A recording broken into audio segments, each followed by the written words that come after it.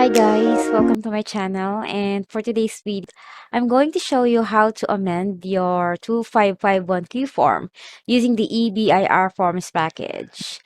Yon, sabi kasi ng BIR, kailangan mo daw i-amend yung third and fourth quarter ng 2020 para ma-carry over mo siya for the next quarter. Para ma-carry over mo yung excess na binayad mo. 2% din kasi yon. So, malaking katipiran din yon sa mga taxpayers. And nilinaw naman na nila na kasama ang individual non-VAT. Kung naka 3% ka, pwede mong i-avail yung 1% this year. Pwede mong ipambayad yung excess 2% from third quarter of 2020. If you still don't know how to do it, please keep on watching. But please don't forget to like this video and subscribe to my channel. Okay, so start tayo. Yung start tayo, syempre mag-login ka. Kung ano yung steps na ginawa mo nung nag-file ka ng 2551Q, ganun din naman yung gagawin mo. Uulitin mo lang siya. So, for the calendar year ended 2020, third quarter, amended return, yes. Yon, make sure naka sa 12, no, and then graduated. So, skip mo muna yung part 2, punta ka muna sa next page. So, ang ilalagay mo dyan ang ilalagay mo dito sa second page ay yung kinita mo for the third quarter. For example, kumita ka ng 60,000 for that quarter, lagay mo dyan, and then hanapin mo yung 1%, yung PT010 sa pinakababa. Sa pinakababa. Kasi sa previous version, unang-una siya. But dito sa 7.9, nasa dulong-dulo siya. Yan, and then, pag nalagay mo na dyan, makikita mo kung magkano lang talaga yung tax mo. 600. For example, kasi 60,000 yung kinita mo. And then, balik ka ng part 2. Sa part 2, makikita mo dyan yung total tax due mo, 600. And then, 15, creditable percentage tax with health. Ito, iba ito dun sa kinakaltas ng company. I-check nyo kasi kung percentage tax yung kinatas nila or income tax. So, basahin yung maigi yung 2307 nyo kung percentage tax siya or income tax bago mo siya i-less dito. And then, lalagay mo dito yung tax paid in return previously filed if this is an amended return. Like for example, last year, ng third quarter, naka 3% ka, so nagbayad ka ng 1/8. Yun, nagbayad ka ng 1/8. So, ililess lang naman yung amended tax due mo and yung binayad mo last year. So, meron kang overpayment na 1/2. Itong 1/2 na to, pwede mo siyang ilagay sa line 17 ng fourth quarter. Sabi kasi to be carried over for the next quarter, kaya lang wala namang ganong option.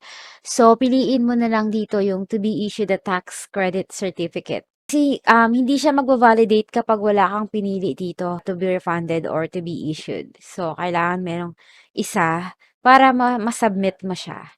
And then validate, save, and then submit. And always print a copy para meron kang kopya. Aside from email confirmation, importante din yung mismong form talaga. And then, kapag okay na-amend mo na yung third quarter, amend mo naman yung fourth quarter. So, same steps for the calendar year 2020. Fourth quarter, amended return, yes. And then, skip mo muna yan. Punta ka muna ng kabila. Pupunta ka muna ng next page. 60,000 din yung kinita mo ng fourth quarter. Lagay mo dyan. And then, 1%. So, balik ka ng second page. Makikita mo dyan yung tax due mo. Makikita mo dyan tax due mo. Ilalagay mo dito yung binayad mo nung fourth quarter. For example, 3%. So, 1/8. And then, ilalagay mo dito sa 70, carry over excess percentage tax from previous quarter. So, yun na, yung overpayment mo sa third quarter ay 1/2. Yun. So, meron kang overpayment for 2020 ng 2/4. Itong 2/4 na to, ilalagay mo to sa first quarter ng following taxable year. and then to be issued a tax credit certificate. And then, same steps, validate, save, and then submit. And print a copy. Save as PDF mo na lang kung wala kang printer.